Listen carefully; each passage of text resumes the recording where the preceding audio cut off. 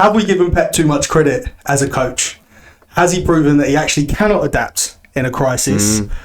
Is Amorim the answer at United? Who knows? And who do Arsenal fans think they are?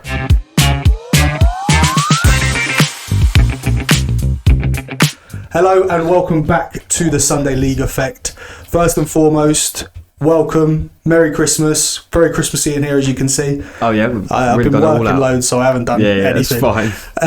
Apologies that we missed out a couple of weeks. For anyone that was expecting us to bring out an episode last week, we did do a watch along instead. Yeah, we did. So we're not going to talk about all the games we missed because we did miss two sets of fixtures.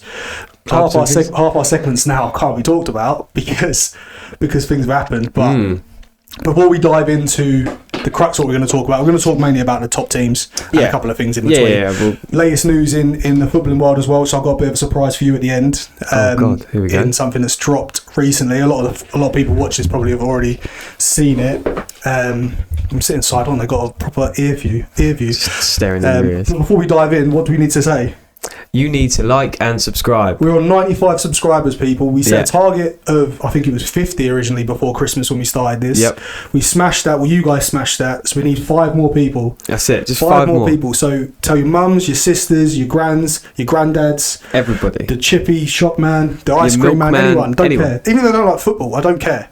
Get us to that 100 before Christmas and we will keep this coming. I mean, we're going to keep it coming anyway. Yeah, well, I mean, we'll still keep going because we enjoy it. I've got nothing better to do. Yeah, I mean, what else am I going to do in the evening? I was dreading doing this, but now that we started, I actually feel I woke up. It was all buzzing about. I didn't want to leave my house. The weather's awful out there. Oh, it's horrible.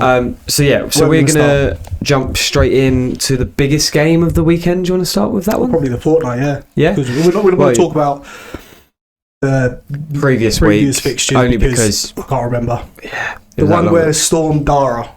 That weekend, we're not talking about them. So we missed out the biggest game of that weekend anyway because it got called off because up north weather's poor. Derby game, so we'll talk about this derby, yeah? This derby, so the Manchester derby. First of all, you used to grill me about this all the time. Did you watch it? I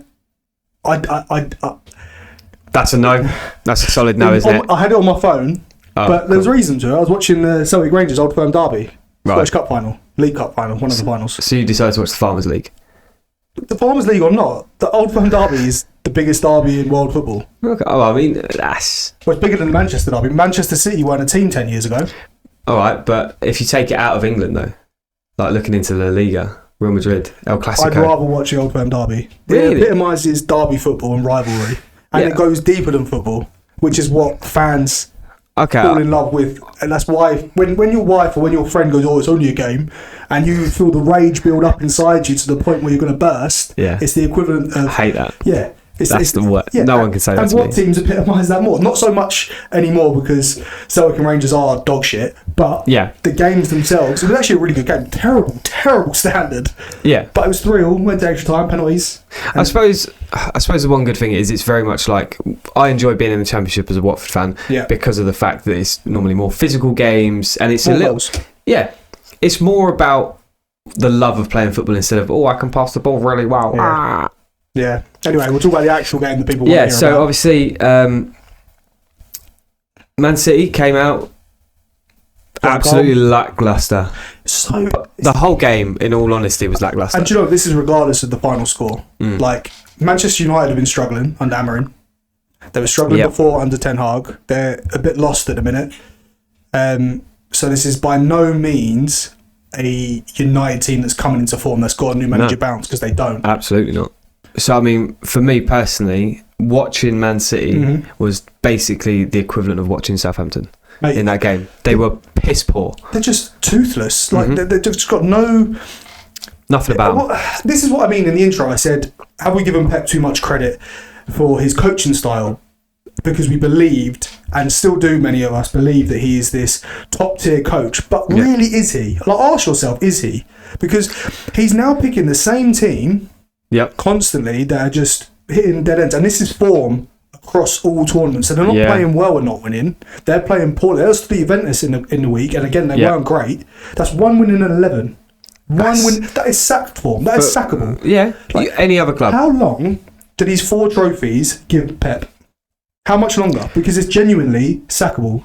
I feel like they're going to give him until the end of the season at least. Like if they're gonna sack him at all, they're gonna give him to the end of the season. If this carries on, he's got to go. You say that, but they're not gonna do. No, they've just renewed his contract. Yeah. And I think that City fans, I don't know if they'll ever turn on Pep. I imagine they will do at some stage, but I feel like because of all the recent success they've had, they'll give him a lot more than that's what I mean. And we're obviously an outside, non-biased. Well, you got to look at it as the whole dynamic of the league. Like, their players, their form is poor. Yep. Their style of play is poor. They can't defend. They can't score goals. He's chopping and changing his goalkeeper. Yep. He's playing players like Mateus Nunes at left back. Guardiola's the only player that looks like scoring these days. So the best striker in the world in Haaland. Yep. If he ain't got, he's a service striker. If he ain't got service, he can't score. And once again, he was starved. Yeah. And again, this is against not a very good Man United team defensively. Out of form completely. He did play 3 centre backs, and the 3 of them done really well. But then they didn't have anything really to do. There was maybe 1 or 2 attacks in the first half from City that it sort of teetered on the edge of, this could turn into a City of old performance, but it never did. It's pretty much like it was teetering. Yeah, when we started obviously doing the podcast and things, we had the was it the Arsenal Tottenham game that we all said would be super boring. Yeah. And it actually turned out to be a really good game. Yes. Or was that the Arsenal City game? I can't remember. One of those two. I know we said it about one of the games. Normally, whenever it comes to these sort of things, the Manchester derby, I never think of being a boring game. I always think there's always going to be something a little bit. There's always goals. Yeah. There's not always goals, but there's quite often goals. Or there's quite often like exciting performances. Yeah. And there wasn't. Can we also talk about the fact that a 20-odd-year-old headbutted Kyle Walker? God. Kyle Walker must be looking back at that clip and cringing. That was embarrassing. Do you know, on this, right? I've got a couple of things about this. First of all, it's embarrassing. Yeah. It's embarrassing that Walker goes down. It's then even more embarrassing that VAR looks at it for so long. But the worst thing about it, right, which I can never get my head round, is they both got booked for aggressive reactions, the putting head together. So why, anyone out there, you as well, anyone tell me why, when VAR look at it and say there's not real contact there, he's gone down with minimal contact, why he isn't booked for diving? That's not that's not VAR looking at it saying it's a yellow card. It's them telling him it's not a foul, which therefore means it's simulation. Yep, which should be a second yellow. I mean, what do we know? What? So with the yellow card, was it confirmed that it was because of aggressive reaction? They always do it. Whenever 2 players push or kiss or shove or whatever they do, they both get booked. It doesn't matter the context. So I wonder if they've just gone, like in the referee's head, he's just gone, I'm not going to book him for diving because I'll have to send him off. Yeah, I think that, or I was given both one. Yeah. And then in his report, because he does a report afterwards, I don't know if he writes on the ticket. They normally write on the card, don't they, on the back of the yellow? Yeah, so he might have put simulation. He might have booked for simulation and Højlund for their initial contact. Yeah, potentially. But I heard something on someone else's podcast, a certain very big podcast. Yeah. And they stole some of our content. Really?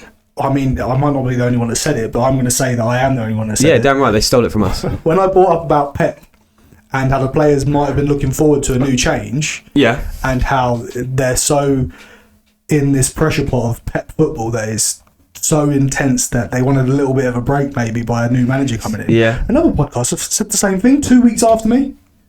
That's bullshit. And because we're not as big as them either. Yeah, we won't get it. And I'm not having that. Yeah. We've got to stay true to our roots. But absolutely.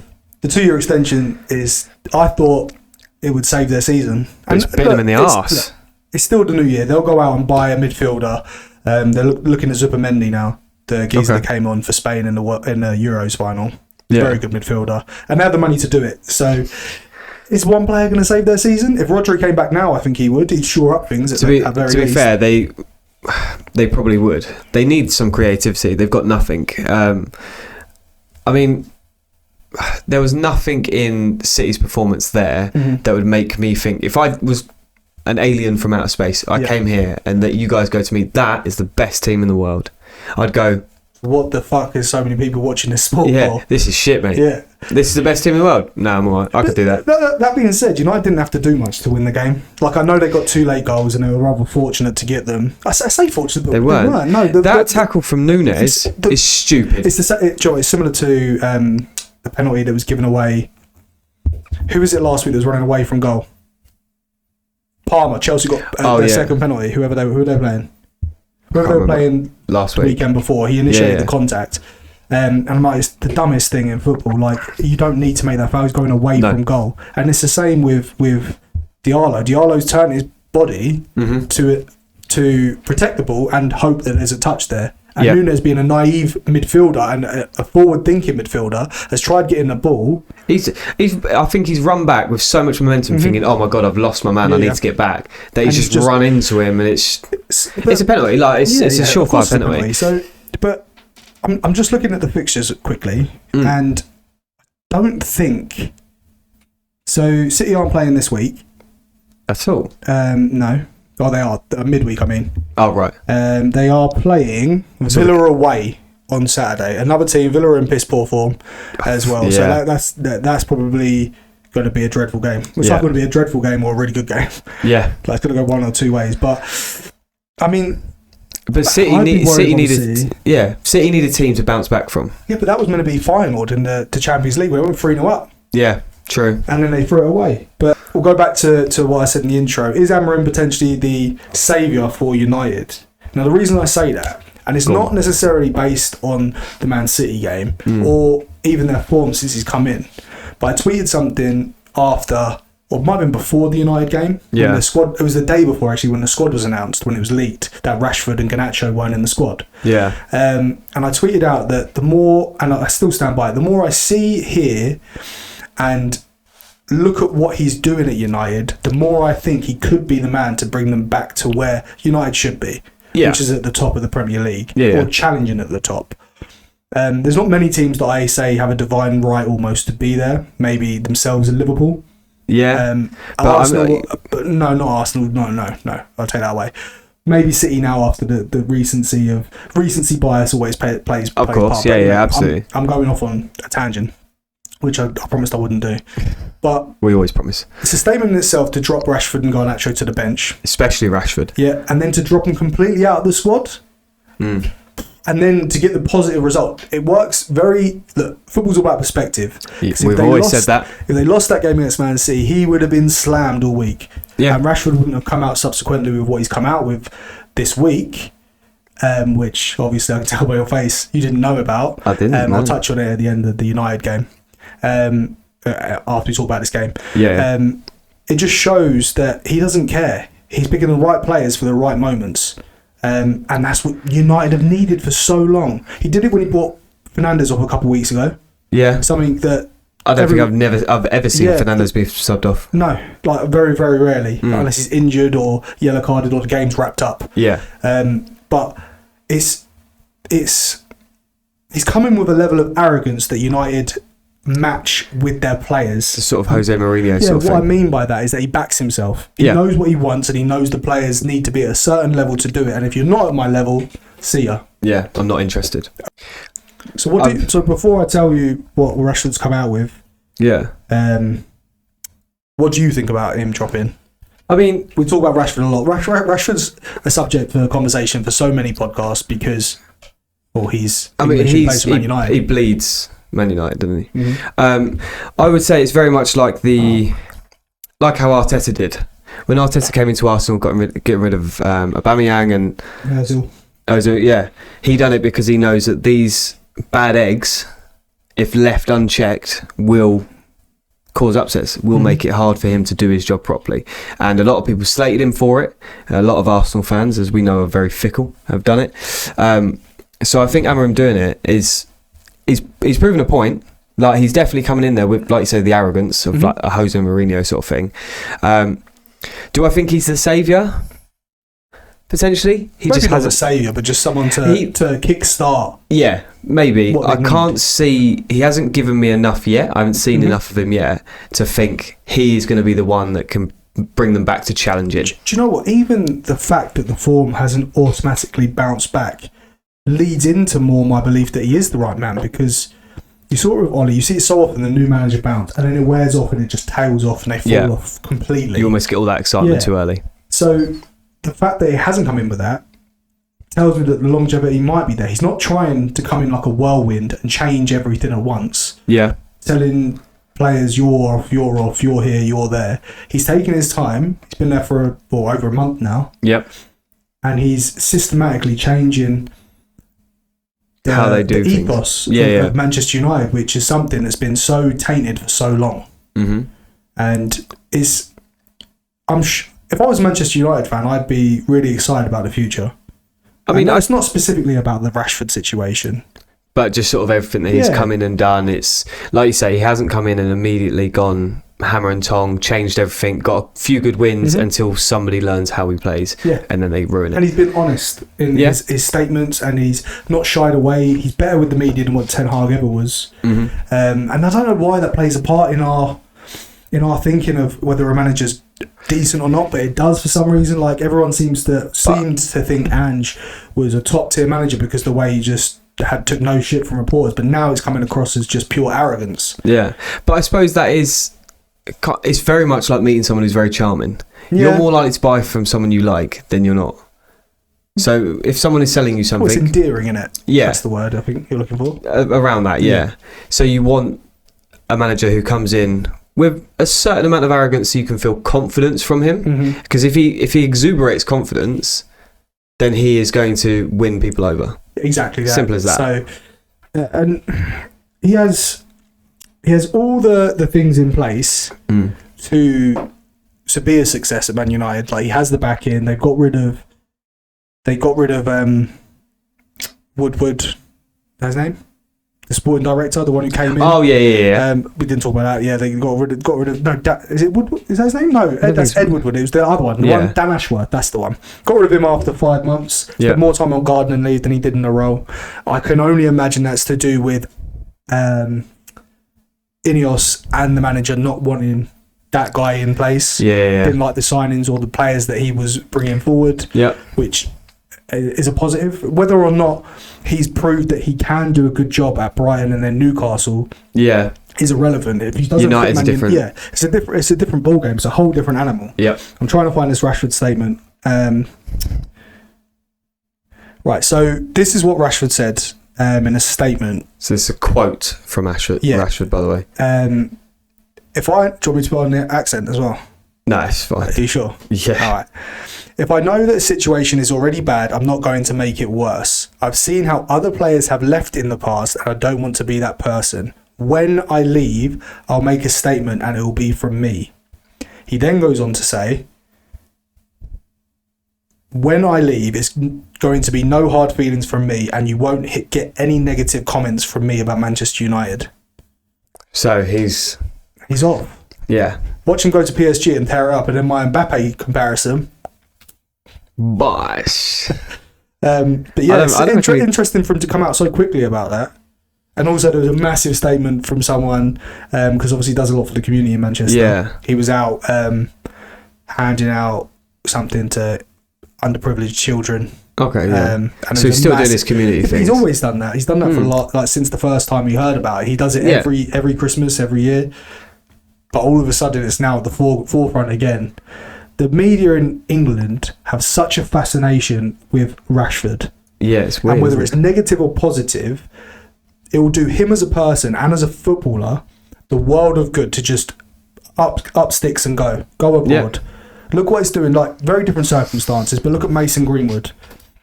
Putting up major trees in France again. He's the top goal scorer in the league, and he's got 11 goals in 13 games last time I checked. Yeah. It suits his style of play, but he's very fast, he's very tricky, skillful. PSG need a big name. Yeah. I think he's got potential. But has he got potential? He's 27 years old. I know, but what I mean is he's got ability there. Yeah, he showed years ago what he was capable of. Unfortunately, due to whatever, he never really shone through that much. He shone through because everybody made him shine through, like you say with the media, but he never really shone through on the pitch. Not consistently, no. No. And maybe going into a league that, let's be honest, far lower quality. Yeah. He needs to get out of England. If he leaves, he can't go to another English team. That's it. Not straight away. Come Watford. Do it in the Championship. Okay. Enough of that. Play on a cold night in Vicarage Road. And Stoke. Yeah, true. But yeah, so Rashford is off. Amorim making statements. We'll see how they get on tonight. I can't remember who they're playing. It's Carabao Cup tonight, isn't it? Yeah. Tomorrow night they're playing Spurs. Tomorrow night, told you. He's rumoured to be out of the squad. Right. It's what I obviously skim read.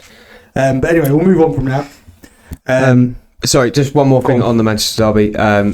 One player that I thought looked really good was Ahmad again. Mate, he's a shining light for United, isn't it?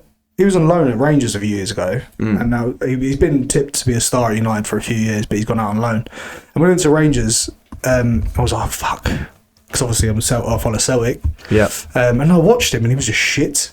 Yeah.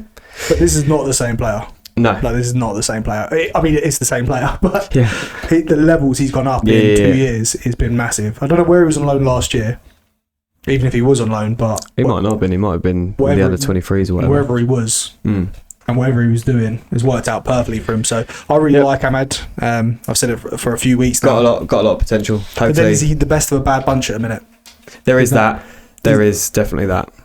Is that the problem? I do think that going forward, there's a lot of promise. Xerxes looks much better in this Amorim role, Amorim team play style, whatever you want to call it. Formation, tactic, that's what I was looking for. There seems to be a space for him. Højlund, I've always rated Højlund. You get Bruno playing to his maximum, and I'm not over egging it, but United could definitely be contenders in and around Europa League. I don't think I think being out of the Champions League for a season will do them the world of good. 100%. Because they're not ready for playing the big guns every 2 or 3 days. They need need to let Amorim settle in, get all the players he wants, as they say. Can't wait to put a meme up of that. Let him cook. Yeah, and in 3 years' time when he's sacked, like we keep talking about the cycle. Talking about sacking, who do Arsenal fans think they are? Right. So now, forgive me, any Arsenal fans who's going to come at me, because I know someone will. I know someone will. I heard on TalkSport today the way they were talking about it, and I read it after the Everton game, and it's just blows my mind. Like some Arsenal fans want Arteta gone. They think he's not the right man to win him a title. They think he can't get him over the line. He needs to win something this year. Rah. Let's just back up a little bit, right? When Arteta came in, where were Arsenal? Struggling. They finished 8th, I think, his first season. They won the FA Cup. Yeah. Then the next season, they're in a title race. So where's the progression? There wasn't any. They jumped up to... They went from low to... Yeah, they jumped up to title contenders. Phenomenal. Then to maintain over a second season, even better. They were just unfortunate that Man City were better. Arsenal do not have a divine right to be in a title challenge. No. They are a top 4 team, and they are challenging for the top 4. They're right where they should be. The difference is they're now not able to capitalise on the fact that Man City have dropped their levels so much. No. That is not anything to do with Arteta's inability to coach. I'm not Arteta's biggest fan. I hate the things that he does on the sideline, but I will back him as a high quality manager. Yeah, so we've touched on this before, that he is high quality, and you're right, Arsenal fans are very much coming out. Again, I don't know how you can fall off from a manager after licking his arse. Do you know what? Unfortunately, this is the age that we live in with social media. Social media. Arsenal fans and United fans are very similar in the sense of they're so quick to stick the knife in to a manager, to a player, but when things are going well, they have to stay quiet because you can't really do it. But as soon as there's any inkling of disruption or a drop-off in form or a couple of bad games, things like that, uncertainty in the camp, you hear all these voices rise to the top again, and it's just like, man, you're nowhere near Man City. Even though Man City are poor now, like, they're the only team, like I've said it so many times, they're the only team that can just switch it on and off when they want. They're struggling now, granted, but it's not Arsenal's divine right to be in that title race. What will piss them off more is the fact that Liverpool are closer to it this season. I think that's the kicker. But no, they have no right to sort of be where they are, apart from the fact that Arteta is a good manager and that he's got them playing really well. That is why they've got to where they have. They need to build. They need a number 9. They need a number 9. Gabriel Jesus is not very good. Havertz is a rotation player to come in when Odegaard needs a rest. Yeah. And he can do a job as a false nine, but that's not his position. No. Go and get a striker. Go in January, go and drop £100 million on a striker. Yep. Or go and throw £100 million at Newcastle and go, here, we want Isak. They'll probably turn it down, but you'll be able to gauge how much it's going to cost. Yeah. Go and get a striker. You want to be in a title race, go and get a number 9 that's going to get you 20 goals. But this is also another thing with the I'm gripping Arsenal. this mic so hard it hurts. Look how white my hand's gone. God, he's getting really into this. I really am. But this is why I don't think Arsenal fans are looking at it from sort of outside. They're looking at it as just, this is what we've got, why aren't we winning? Do you know what I equate it to? You know in Harry Potter? Yeah. You know when Dudley gets his presents, he goes, how many are there? Yeah. And he goes, 26. Last year, that's what Arsenal fans like. Well, last year, we finished second. So it doesn't matter. Yeah, what they're hoping for is, in that same situation, is an opportunity to come in and go, well, this year we're going to go out and we're going to get you 2 new presents. And that's what they need to do in January. Yeah. Got to get 2 new players. But they do. What Arsenal fans need to look at is, from outside looking in, they need to see that with the team that they've got, without a Premier League top striker, they have got to second place. Mm-hmm. They do need a striker. They also need someone who can back up Odegaard when he's injured, because they saw... when he weren't there, they struggled. Yeah. Even on Saturday, when they played Everton, or Sunday, whatever day they played, Odegaard had a poor game, he missed 2 chances, and they hooked him off, which I don't mind. No. He's the type of player that you need in the pitch, like Bruno in can change things. But I don't not like it. No, because it shows the manager has guts. Yeah, to do it. No one on the pitch is safe. But this is my point. There's no one challenging Odegaard for they bought a Nwaneri who's 17.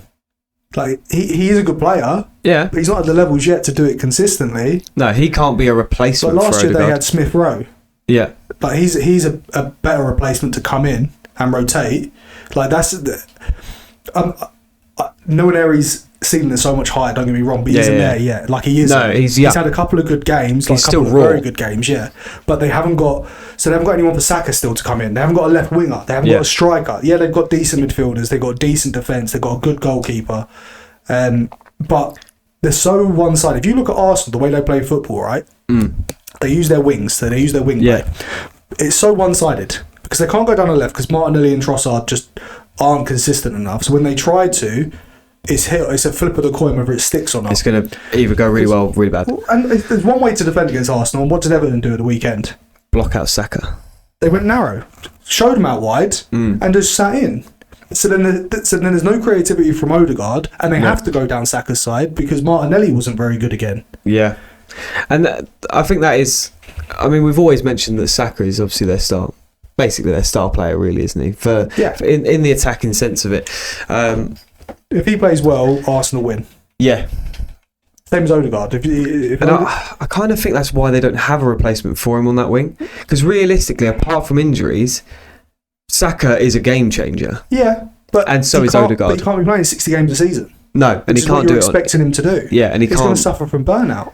Especially if he's got to be the one to carry the team every time. Yep. It would wipe him out halfway through the season. Well, so I'm not saying that out of the title race. I don't know if I'm contradicting myself there. I don't know if I've said it previously. No. Because Liverpool obviously have a game in hand. They drop points. We'll get on to Liverpool a little bit in a little while. But they're not, I wouldn't say they're out of the title race, but they made it very difficult for themselves with their inability to squash games like this. Yeah, to get, like, you look back, they're going to drop points again this season. Of course they will. And they've already dropped too many, is my point. Like, they drew with Brighton, did they? They drew with Brighton, they lost to Bournemouth, they now drew with Fulham, they drew with Everton. Like there's too many games where you look at it and you're like, we should be winning them. And you should to be in a title race, you have to win them. And you have to have the mentality one team that is winning them in a minute, Chelsea. Yeah, they've moved up second now, haven't they? 2 points behind Liverpool. If Chelsea win at the weekend, because they play, I need to double check, because they play before Liverpool, they'll go top. Which is mental. It is mental. Obviously, Liverpool do have a game in hand. And they'll have 2 games now. So Chelsea play Everton at Goodison Park at 2 p.m. Sunday, and Liverpool play Spurs at the Tottenham Hotspur Stadium at 4:30. Ooh. So I reckon that Liverpool-Tottenham game could be quite realistically, I'm not even taking the piss here. Chelsea could be top up at Christmas. What's the goal difference? Let me have a look. Sorry, the only reason I ask is because obviously if Chelsea do win and then Liverpool draw... Exactly the same. 18. So basically, Chelsea, as long as Chelsea win and Liverpool draw, Chelsea would stay top for mad. Christmas. That is mental. Because who knows what Tottenham's going to turn up. This is it. I mean... They'll probably get rolled over and Ange will be under pressure and they'll get booed off again. I don't know. That's a hard game to predict. I don't doubt Chelsea would beat Everton. Yeah. Mind you, I didn't think Arsenal would drop points. Yeah. But Chelsea, again, just to talk about them, very professional performance. Yeah. I remember when they signed all these players, and everyone, including us, whether we were doing a podcast at the time or not, were taking the piss. But if you look at these signings now, right, barring their goalkeeper, because I don't rate Sanchez. No. Also, the centre backs, I'm not too sure. Cole was already there. I like Fofana, but he's injury prone. Yeah. Kukurea, the floppy head shithead, the most hated player in the Premier League. Best left back in the Premier League, arguably. I disagree. Top three. Top three, yeah. Easily. Yeah. Gusto, very good. I wouldn't put him anywhere near like top. But actually, no. This season, maybe. Yeah. Only Trent's been better than him when he played. Reece James also. I know he's injured a lot, but it's still when he came in at dropped an 8 out of 10. I think that's his problem though. Caicedo. Is just fucking Kante. He's Kante reincarnated. Yeah. Like, he's unreal. He wins everything. How old is he now? He's only like 24, 25. Caicedo.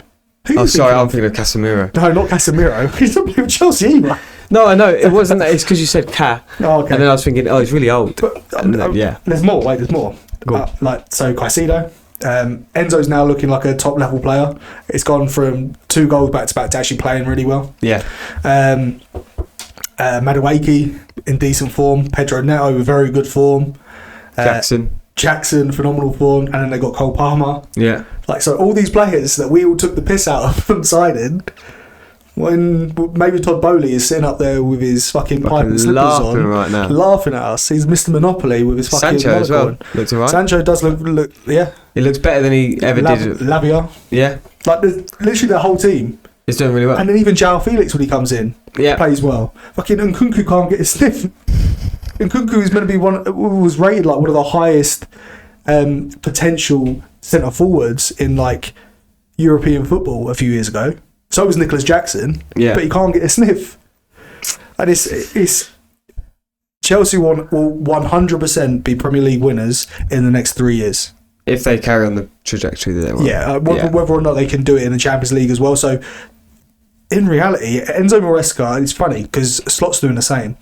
When did it become fashionable for managers to turn around and be like, we're not in a title race? So who is? Because Slot's turned around and said it. Maresca's adamant his team ain't ready. He's not said exactly that. He's just alluded to the fact that they're not quite the finished article. Okay. Maresca's flat out said we're not in a title race. He said title contenders don't concede that goal against Brentford, which I love.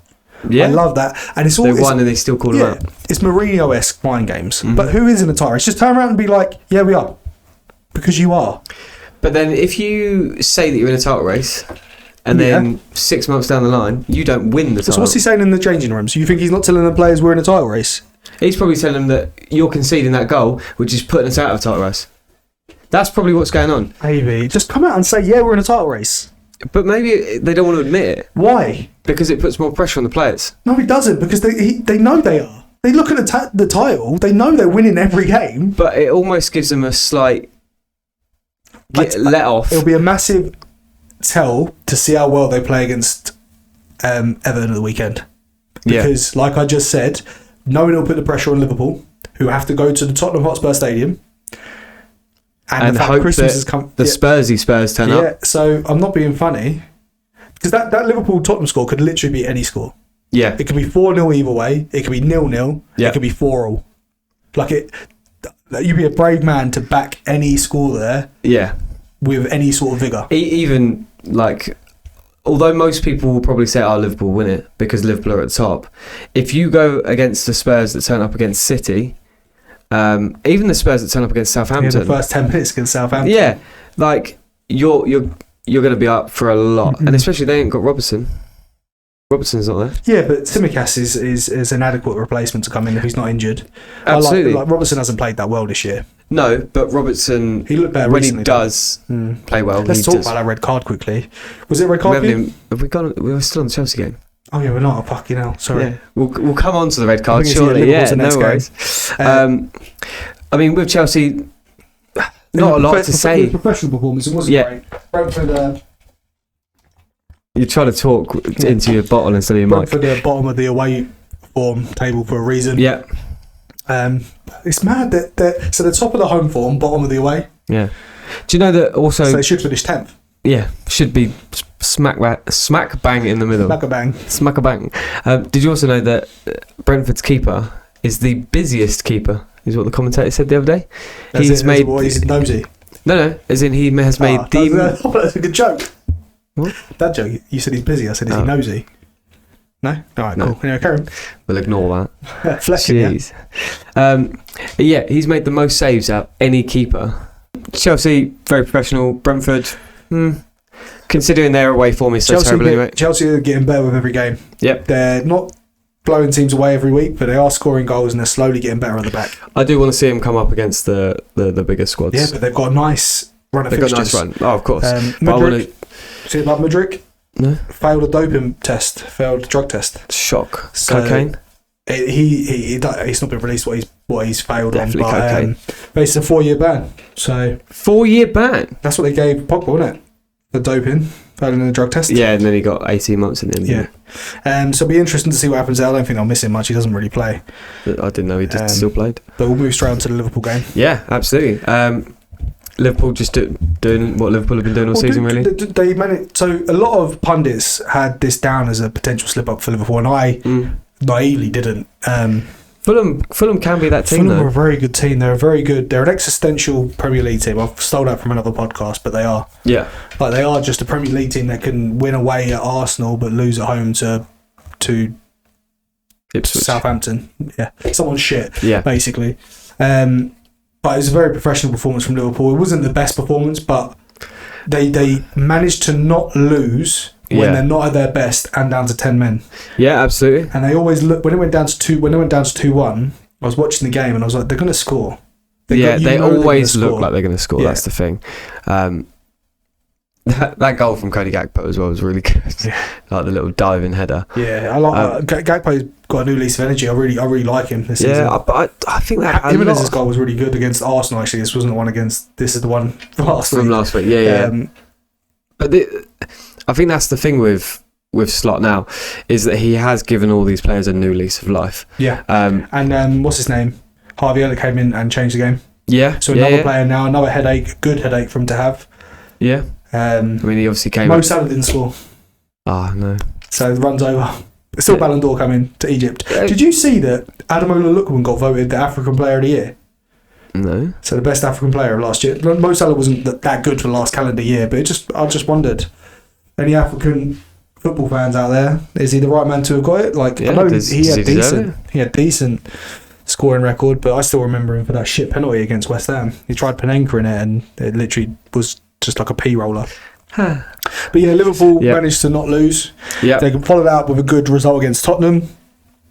Then I can see them steamrolling and keep on going, and it's like a steam train that's just not stopping or slowing down. But again, it's a case of they'll have to change up their starting lineup via one player, because obviously Robertson was sent off. Alisson's back now. Is he? Yeah. Is he back now? Because he's been out for a while. Did you think it was a red card? I can't remember it. So he took a bad touch. The striker's nipped in. And and he's come up. Yeah, it's a red card. Definitely a red card. It almost contradicts some of the other things I've said, but because they were saying, can Van Dijk cover him? But Van Dijk couldn't have covered him. In those situations, quite often your instinct is right. Yeah. So real time, Van Dijk isn't getting there, even if he is a goal scoring opportunity. Yeah. He's ahead of Van Dijk. You can't play this game of, Van Dijk might be a little bit faster than him. You can't play that game. Yeah, you can't do it. You have to do it as the ball lies. And the ball lies, it's still just slightly to the left. So yes, granted, he's going to walk closer to Van Dijk. He's running, and he's through. He's full momentum going. He would have got that ball well before Van Dijk. So whether he would have scored or not is completely irrelevant. It was a stone wall red card. Yeah. Liverpool already down to 1-0 at that point. Yeah. Down 1-0 at that point, and great winners of the past. Yeah. Find a way to not lose that game. Absolutely, and they did. They obviously went 1-0, 1-1, 2-1, 2-2. Yep. And that's how it finished. Fulham looked very good. Even when it went to 2-2, they were pushing for a winner. They didn't. They never stopped trying to go for the win. Whereas other teams would have normally just gone, right, we're drawing, we'll sit back now. That's what tells me that he is telling them that they're in a title race, and also they know that they're in a title race, because he wasn't just like... It wasn't a case of, if you saw him at the end of the game, he was on his haunches, down, disappointed. Yeah, because he knew he was dropped points. Yeah. And at Anfield again. So, watch this space. The title race is back to something I remember from the mid-noughties, an actual title race where anyone could win it, because genuinely... With the fact that Liverpool have a game in hand, so we'll take that out of the equation just for now. Yeah. How close it is in points, anywhere down to... You can't write Man City out of it. No. Although I don't think they're going to win it now, because their form has been so poor, you can't write them out because it's Man City. And so then that's fifth. They can do this, yeah. So they're fifth. So that means 5 teams at Christmas are still in the title race. Do you know who else is in that now as well? Who? Nottingham Forest. Yeah, of course they're fourth, aren't they? Yeah. Go on, Forest. Up the Forest. We'll talk quickly about who they played, Villa, because I wanted to bring something up. Okay.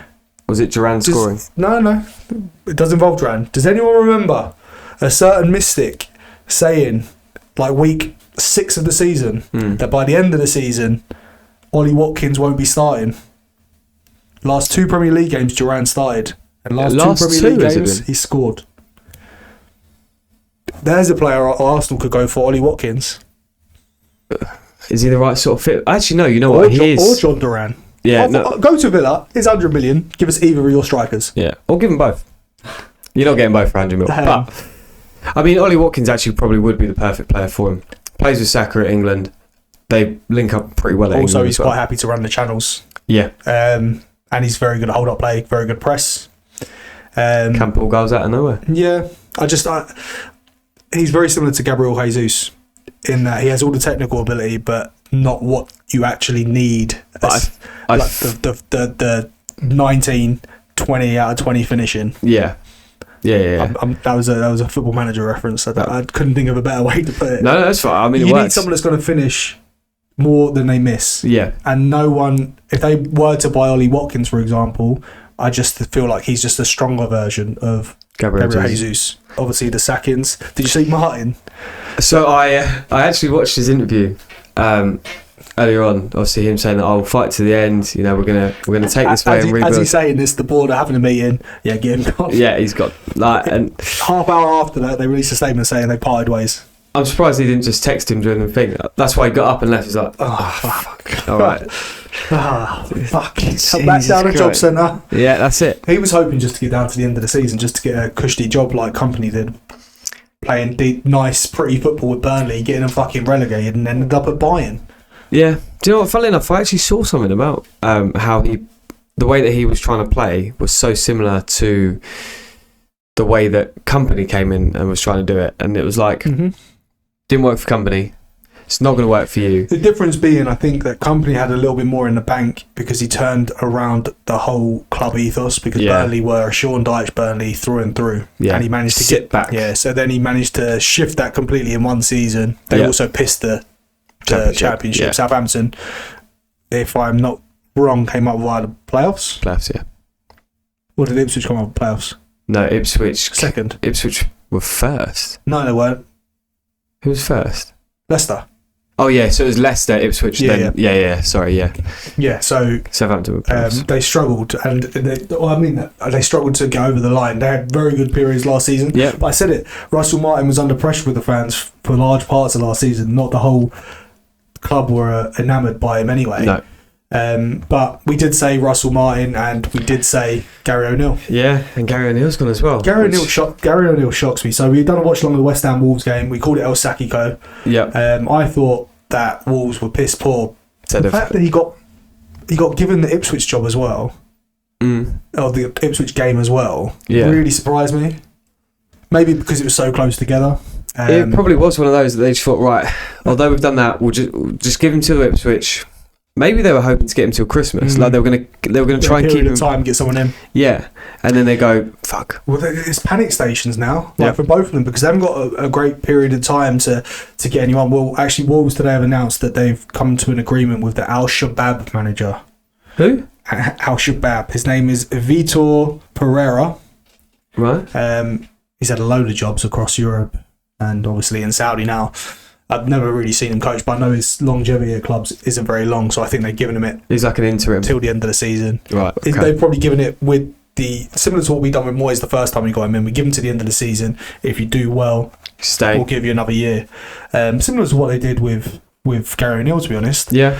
But one thing I want to talk about Wolves quickly. I won't talk about Southampton because I've spoken about them so much. The style of play is never going to work. Also, we did say that we would stop talking about Spurs. Yeah. And obviously it was Spurs. Yeah. And it's just what Spurs do. Yeah. But Wolves are in disarray, not just because Gary O'Neill. They're the way I used to really like Gary O'Neill because the way he'd come out and he'd call out like VAR, because yes, they have been on the back end of some terrible decisions. Yeah. But all clubs have. Granted, Wolves have had more than others. Yeah, but you have that with certain. Yeah. But it seems now to have rolled into the players in terms of like they just look petulant. Like after the game against us, Lamina threw his dummy out of the pram because they lost, and it's petulance in the sense of they look like they're rolling around, like he's walking around with the dark cloud over him, being it's so unfair. Oh, we never get anything. Poor me. Yeah, that's what it looks like. Work harder. Do more, because their squad is littered with quality players. Yep. Their squad is far better than Southampton's, Ipswich, and I'd go as far as to say Everton's. Yeah.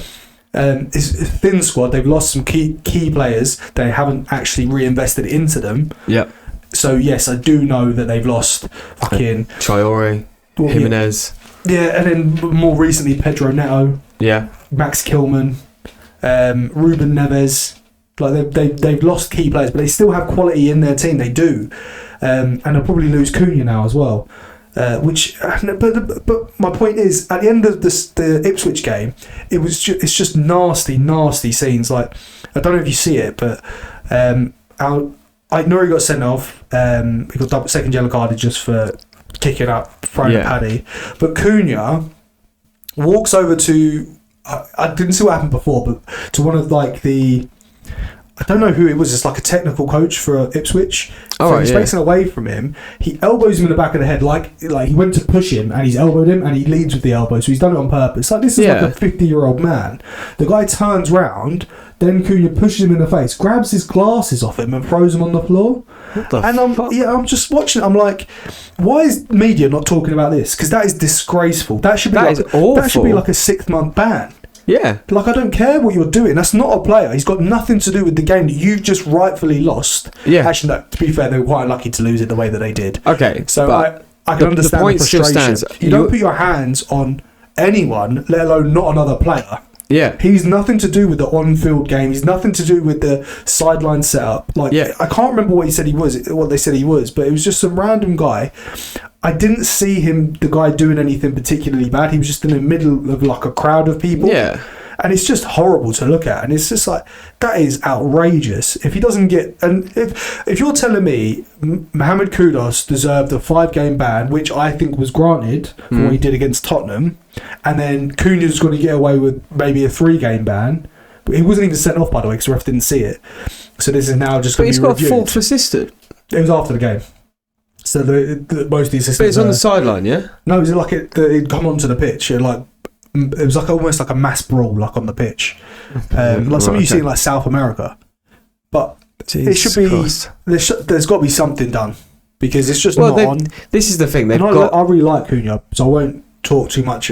Yeah. About his footballing ability. It's more about the petulant. That attitude is stinky. Yeah, it's so stinky.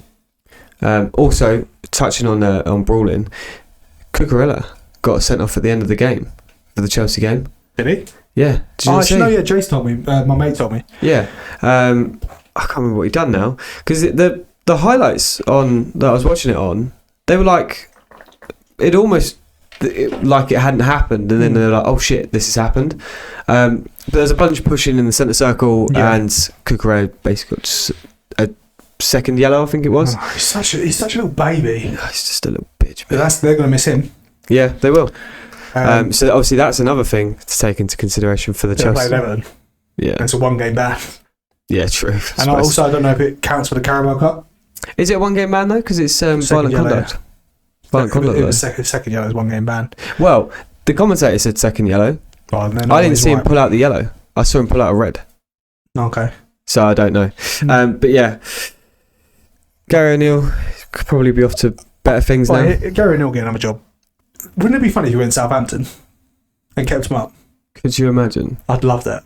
That would be amazing. Yeah, we'll have him. Yeah. Oh, you know what? I think you just got to go to Gary O'Neill. Gary, how do you feel about coming in the new year? We'll give, if you keep us up, we'll give you £4 million. Yeah. Done. Straight if we away. go down, do I still get a job? And then we'll talk about it. Yeah, we'll discuss that at the end of the season. But talking about who's going down. Them three, Ipswich. Yeah. Actually, to be fair, I think Wolves are banging trouble. I didn't think I'd say that. I think they're in more trouble than we maybe anticipated because of earlier on. Because of when you really deep it, when you look at it, like when you look at a team, it's littered with good players, but they have like 14. Yeah. The rest of them, I'm like, and maybe they're not as good. Like outside of Cunha and Ait Nouri. Who you got? Yeah, who is that good? Also, Ait Nouri I bought on FC24. Mate, Ait Nouri I put in my FPL. Yeah, he got sent off. Yeah, that's. And I had a good week other than that. But yeah, so yeah, I think the same one's going down that we've said for the last few weeks. Well, you don't think Wolves will then? We said Ipswich, Southampton, Leicester, and I still think it'll be them. I think Ipswich might stay up. I think if it's going to be any of them that stay up, I reckon it's more likely to be Leicester. No, the rude effect. They got battered the weekend. Yeah, they did. I think their team's too old, and I know they beat us. So you can come at me however you want, but they are shit. How are you letting West Ham have 29 shots against you? Yeah, that's unreal as well. And we can't score, so yeah, that's fair enough. But I think I think Wolves are in trouble. I think Ipswich and Leicester might stay up, or Ipswich or Leicester will stay up. Could you imagine both of them stay up and Wolves and West Ham go down? I wouldn't mind West Ham going down. I might be able to take the boys. Yeah, it'd be cheaper. Yeah, well, although it wouldn't be. I don't think it would. It's getting there, mate. But I've got some big news. Go on. From the world of football. It's quite lengthy, so I'm just going to read out what I've got written down. Okay. And you guys might have already heard this. I know you wouldn't have because you're useless. Yeah. But the Super League is back. It's in talks still again. Talking about this, and it's back with a new idea. And do you know what it's called? The Unify League. Why? I don't know. Firstly, it's a wank name. Yeah, absolutely that's dreadful. Shit. But the plans have been submitted to UEFA, and it's believed that Madrid and Barcelona are major teams backing it, and there's another consortium funding it. Like there's a consortium outside. I can't remember the name. Didn't write it down. Saudi. No, it's not. It's a 96-team league proposal. 96. Yeah. Wait, I've got more information on it. UEFA seriously considering this, because if they reject it, it will go to the Court of Appeals. Okay. And because it's written like it would work and it's a reasonable proposal, it's believed that the court would be like, yeah, they're fine to push it out. So UEFA are considering agreeing it with the belief that most teams will just turn around and say no. Yeah. Okay. One major problem is there's still no fan interaction here. No, there's no fan forums being involved. The people that actually matter when it comes to football haven't been consulted. That's it. So there'll be a 4-league system. Right. No relegations, no promotions. Wait till you hear the names, by the way. They are fucking dog. You know in like Mario Kart, yeah, they have like the Leaf Cup, the Star Cup, the Rainbow Cup. Yeah, bear that in mind. This is genuine, by the way. This is I'm not made this up. This is genuine. There'll be a Star League and Gold League with 16 teams in. Okay. A Union League and a Blue League with 30 teams in. So around 30 teams, around 16 teams. If you're in a Star League, which I think is the top league, I don't actually know. Probably. It'll be split into 2 lots of 8, presumably top 8 and bottom 8, just based off of alphabetical order. Yeah. Then the top 4 of each group will play a quarter-final, semi-final, and so on, and then the 2 groups will meet in the middle. Okay. original placements into the league will be based off of where you finished domestically the season prior. So the top 3 go into the Star League, 4th and 5th Gold League, then so on and so forth. So there'll be no promotion, no relegation, no idea how it's being funded or where they're going to make money from it. Yeah, naturally, the Europa League, Conference League, Champions League will be done away with. Oh, okay. So they'll get rid of... Yeah, because every weekend will be a major fixture. Yeah, and that is I think the only way that you'd ever get teams to agree would be that they would have to get rid of the Champions League, UEFA League and Europa League. The problem that we really seriously need to consider is that the big teams might be like, yeah, okay, cool. They've got the depth. And even like the mid and lower teams will be like, what happens to like the Premier League? They'll go, oh yeah, that still stays. So you'll have teams like Watford winning the Premier League. Yes! I'm on board. That's it. I'm on board. That's what I mean. Obviously, the revenue won't be there in terms of like TV deals and stuff. Yeah. They're going to all go to this Unity League or Unify League, whatever it's called. But just food for thought, because that's going to be coming. And I'm not going to talk about that ever again until it happens. And it's going to happen in some respect, let's be honest. I just think it's bullshit, mate. I think it's a waste. You're ruining football. Mate, it's already in a state of disrepair, football. I know, and they're making it worse. Yeah. I didn't think it could get to that point. But how long is it before people start boycotting it? Boycotting it. Look, you're very right. And it's a somber thought, because the worst thing is that West Ham will probably end up going in like the Gold League because they think they're better than they are, and we'd still lose, and then we just lose every year because you can't get relegated or promoted. Yeah. But then even that, there's no promotion or relegation, so whatever league you're put in, you just stay there. I don't know. That doesn't make sense to me either. Yeah. Or is it like you stay there for the whole season? I don't know. And then I literally... What you've read is what you know. I read. Okay. And so I mean, there has to be some more clarity to this. So it might be like a drafting sort of thing. Like, so the top 4 of the second Gold League would go up mid-season or whatever. There's no promotion or relegation. I don't know. That's it. End of. Right, well that's all she wrote for that, because so I have a conspiracy of the week. It's back. It is back. Right, let me get this down. Right. So this is another World Cup. Yep. Also involving Brazil. So it's the Brazil versus Argentina game of 1990. World Cup round of 16. Okay. So this game was played in Turin, which is... Juventus. Well, I was going to say very hot. Italy. It's peak of June, so it's incredibly hot. Peak of June. Oh, okay. Sorry. That's our other podcast. Okay. Brazilian left back, I think his name's Branco. Who? Branco? This is 1990, mate. Okay. Before we were born. Was offered a drink by the Argentinian physio. Okay. When he had this drink, he started to feel lethargic and he couldn't play to his... Maximum. Yeah. Now, his main job in this game was to man mark the one and only Diego Maradona. How do you do? Is there cocaine in it? I'll come on to it in a second. So basically what happened here, obviously all of this is subjective and it's all conspiracy. Allegedly, yeah. He'd done really well throughout that game, had managed to man mark Maradona the whole time. Okay. After he's had this drink, 5 to 10 minutes later. After the game? No. So after he'd had this drink during the game. Up until that point he had a good game then? Yeah, up until that point he'd had a good game. Maradona was suddenly finding more and more space. Yeah. Finally managed to give, assisted for the first and only goal of that game. Okay. Now Maradona came out years later and told the press that water was laced with tranquilizers. Yeah, but Maradona was a cocaine thing. So I think this is why it's a conspiracy and it's not confirmed whether true or not. Right. But so obviously Maradona came out years later and said that the water bottle that came to it. Now, bearing in mind, I've seen the interview that he says this in. Was it response? No, but he looks like he's laughing and he's joking about it. Pupils the size of your fucking microphone. That's it.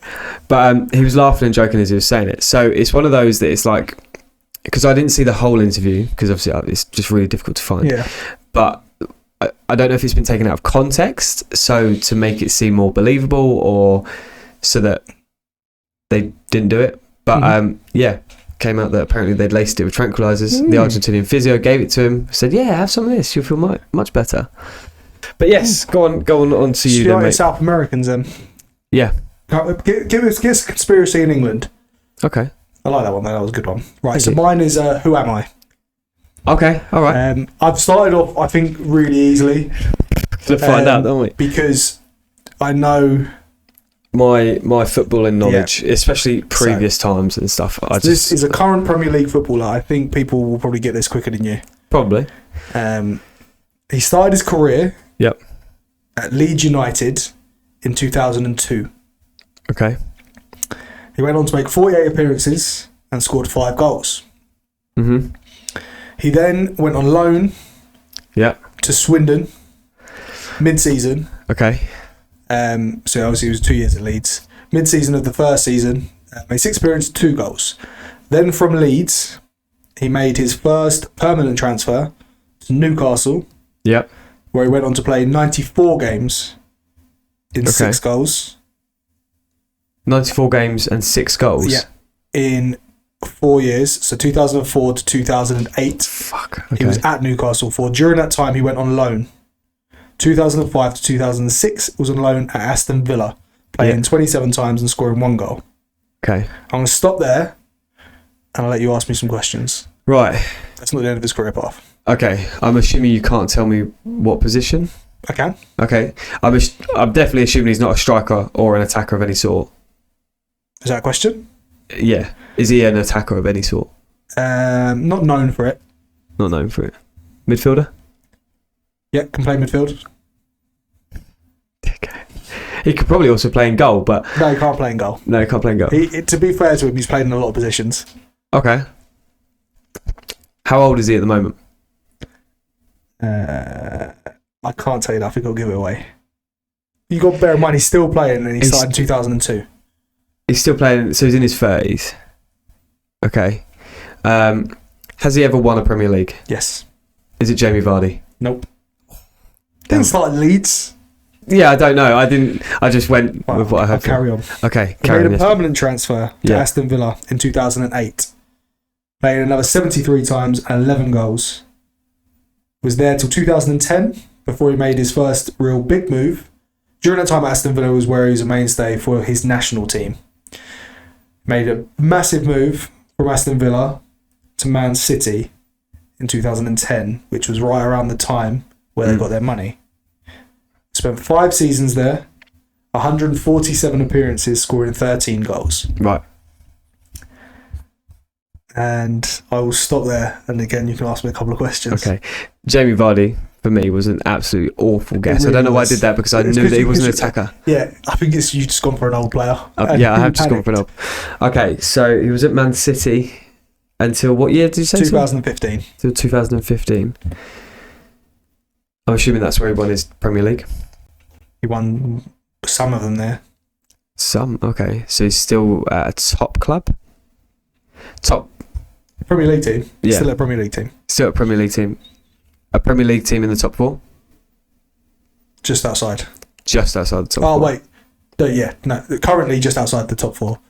They're not a top 4, top 6 team traditionally. Okay. He's only been at 2 more clubs. I'll keep going, so see you struggling. Yeah. From Man City in 2015, I think he was released and went on a free to Liverpool. Spent another 8 seasons there, playing 230 games, winning another Premier League title under Klopp, scoring 19 goals. And then, again on a free transfer, moved to Brighton, which is where he still is now, at 38 years old. Mm-hmm. I'm, of course, talking about... Danny Welbeck. No, James Milner. Fuck! Danny Milner. James Milner. Danny Milner's United. I don't know why I went for strikers as well. I don't know either. Because I know that he didn't score goals. James Milner. Jesus Christ. James Milner's had quite a career, mate. He has had quite a career, hasn't he? I didn't know that. Any of that. No, neither did I. Just read it off Wikipedia. Oh, right. That's good. I did have a quiz, but I can't find it. Okay, well, that was actually pretty good. I think, and I'm sure, 100... I'm 90% sure they all got it up. They probably went, Leeds to there? Yeah, that's James Milner. Yeah. But yeah, that's it. Okay. And take us out. Like and subscribe. Yeah, obviously like and subscribe. Please. I'm just trying to think if I had anything else. I think that's it, you know. Right. Yeah, should be able to do that. So, next week we will do a watch-along for you guys for a couple of reasons. Obviously, Mike does all of our editing, so big ups to Mike for doing all that. Does anyone want to edit for us? Yeah, if you are good at editing and you're, you know... And we'll take pleases and thank yous as payment. Yeah, until we monetise, we won't be paying. But, yeah, we'd love some help. Otherwise, because obviously Christmas is coming up, me and Mike are going to do a watch along on Sunday evening for the Liverpool Spurs game. So if you're a little bit intrigued in where the title is going to be looking, what it's going to be looking like by Christmas, and you want to do it with us two, then please come along. Watch the football with us. That's what you meant. Yeah, that's yeah. But please, like, subscribe, share it far and wide. Want to hit that 100? Absolutely, it's a massive milestone for us. Got a few more days, but and. Merry Christmas, Happy New Year. We'll see you Monday. So yeah, we'll see you Monday. Yeah, we'll see you Sunday. Peace. Ciao.